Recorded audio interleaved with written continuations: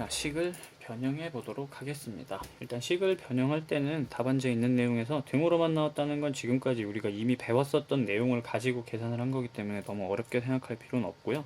일단 첫 번째로 할 일은 바뀐 부분과 안 바뀐 부분을 찾는 겁니다. 그래서 여기 있는 플러스 6n분의 n 플러스 1 곱하기 2n 플러스 1 부분은 전혀 바뀌지가 않았네요. 그렇다면 결국 무슨 얘기냐면 이 nx제곱 마이너스 n 플러스 1x가 형태가 n 곱하기 n 마이너스 1 n 곱하기 x 마이너스 2n분의 n 플러스 1의 제곱 마이너스 4n분의 n 플러스 1의 제곱으로 바뀌었다는 내용이 됩니다. 자, 그럼 일단 여기서 보면 x제곱의 형태가 x로 바뀌었으니까 문제를 먼저 n으로 한번 묶어 보겠습니다. 그래서 위에 있는 내용만 다시 쓰면 nx제곱 마이너스 n 플러스 1x를 n으로 한번 묶어주면 n제곱 마이너스, 자 여기에는 n으로 공통인수가 묶이지 않기 때문에 분모에 n을 만들어줍니다. n 플러스 1 x가 되고요. 자, 이 상태에서 여기서 또 제곱의 형태가 되어 있으니까 우리가 여기에서 이제 만들어 볼 것은 이차 함수의 표준형을 생각해 봅니다.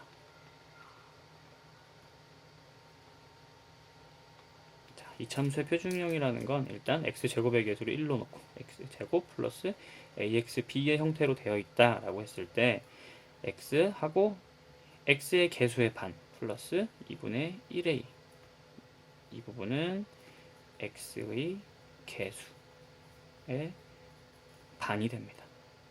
그리고 나서 이 부분을 제곱을 해준 후에 플러스 b는 그대로 놔두고, 자 없었던 이 제곱 부분이 만들어져 있기 때문에 빼기 2분의 1a 전체에 제곱을 해줍니다. 자, 여기 뒤에 붙어 있는 부분은 뭐냐면 x 제곱의 개수 곱하기 2분의 1의 전체의 제곱이 됩니다. 그럼 이 두 가지 식이 동일한 식이 됩니다. 그래서 이제 그 방법을 사용할 겁니다. 자, 그래서 똑같이 식을 두고 이 형태로 그대로 변형을 시켜보겠습니다. 앞에 있는 n은 그대로 두고 x제곱이 있었던 부분 그냥 x로 바꿔주고요. 그리고 x의 개수, 즉 마이너스 n분의 n 플러스 1에다가 2분의 1을 곱해줍니다. 그리고 나서 이 부분에 제곱을 해주고, 자 지금 이 식은 보면 더하기 b 부분이 없기 때문에 b 부분은 그냥 두고요. 자, 그 다음에 여기 맨 마지막에 마이너스 x의 개수 곱하기 2분의 1, 즉 마이너스 2n분의 n 플러스 1 부분을 전체를 또 제곱을 해줍니다.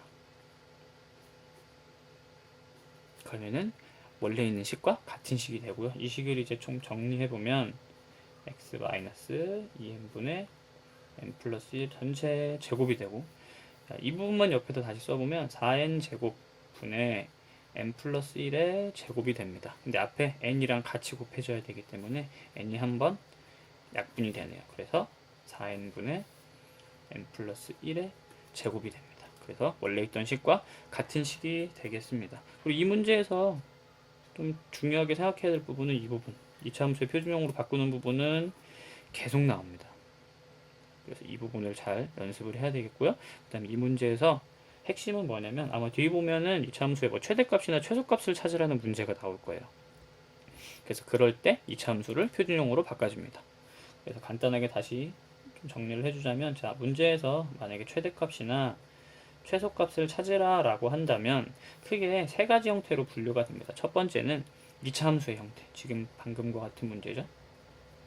그 다음 두 번째는 뭐 덧셈의 최소값이나, 그 다음에 곱셈의 최대값을 묻는 문제, 그 다음에 세 번째는 뭐 이외 이런 거 말고 뭐 그 외의 함수들, 이 다양한 함수들이 나올 수 있는데요. 자, 이 크게 세 가지 형태가 있는데 이 문제들은 각각 특징이 있습니다. 자, 2차 함수 같은 경우는 표준형으로 바꿔주면 최대값, 최소값을 구하기가 쉽고요. 그 다음에 덧셈의 최소값이나 곱셈의 최대값은 산술기하 평균,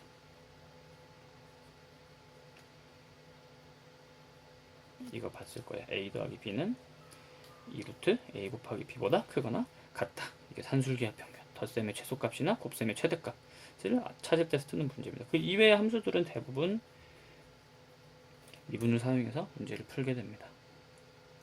그래서 이 문제를 뭐 크게 식을 정리하는 방법은 이렇게 위에 있는 방법대로 되는 거고, 최대값과 최소값을 구할 때는 크게 세 가지 형태로 바뀔 수 있다라는 거, 그리고 식을 위에서 아래로 내려가기 힘들면 밑에서 위로 올라가는 것도 방법이에요. 그거 같은 경우는 수능에서 가나 빈칸 쳐져 있는 문제들 이렇게 쭉 뭐 써있고 뭐 가는 빈칸 쳐져 있고 뭐 이렇게 써있고 뭐 뒤에서 뭐 나 해가지고 빈칸 쳐져 있는 문제들도 마찬가지로 꼭 문제를 위에서 아래로 정리하는 게 아니라 아래에서 위로 올라가면서 식을 전개해서 위에 있는 식으로 다시 만드는 것도 하나의 문제 푸는 방법이 되겠습니다.